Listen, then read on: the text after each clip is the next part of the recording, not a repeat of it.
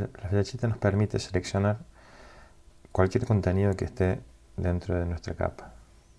Por ejemplo, en este caso no la tenemos visualizada, pero si yo le doy ahí, a la flechita me va a permitir seleccionar ese contenido, y a su vez en la zona inferior de la pantalla me van a surgir 4 posibilidades con a su vez distintas opciones, cada una de ellas, de poder modificar esta selección.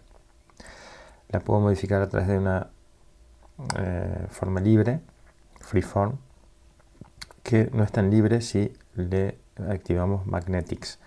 Magnetics es lo que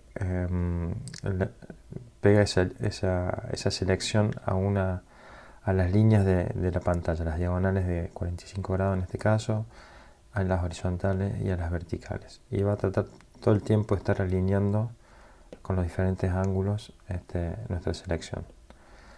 Por eso se dice Magnetics, porque es como que si estuviera magnetizado hacia esas líneas imaginarias, esos ángulos, esas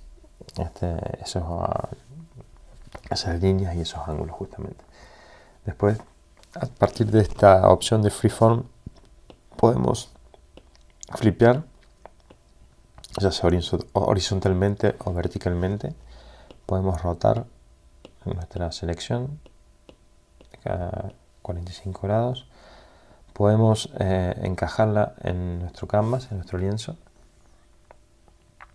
Y podemos también determinar su interpolación, si lo tenemos que modificar el tamaño o lo que sea, de qué modo lo vamos a modificar y cómo se va a interpolar, y cuál va a ser la calidad de interpolación y de definición de tal imagen.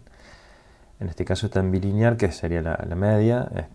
La mejor opción sería la bicúbica, pero en este caso, para el tipo de trabajo que estamos haciendo, no hay mucha necesidad. Vamos a resetear para poder ver de nuevo las opciones que nos dan las otras, que son las mismas en realidad.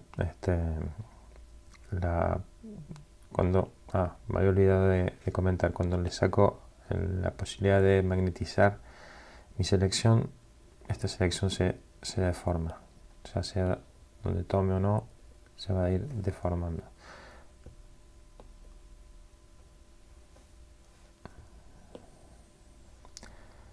Por eso es que la uso generalmente magnetizada. En el caso de la selección uniforme, es prácticamente la misma que si tuviéramos la de forma libre magnetizada, y nos da las mismas opciones de modificación. Si hiciéramos, vamos a Distort nos va a permitir seleccionar cada ángulo de nuestro contenido. En este caso, esta foto la podremos ir deformando para colocarlo de otra manera.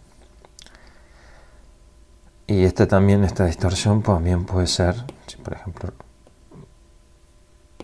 volvemos y la magnetizo, se va justamente a pegar a las diferentes líneas, se va a permanecer fija, digamos, los demás puntos van a permanecer fijos, y va a ir adoptando las diagonales y las líneas que de una forma magnetizada, justamente. Se va a imantar a las líneas, digamos. Y finalmente tenemos la de Warp, que el Warp sería como la malla, que nos permite también modificar y distorsionar nuestra imagen, ya sea de un modo básico, como lo estamos haciendo ahora,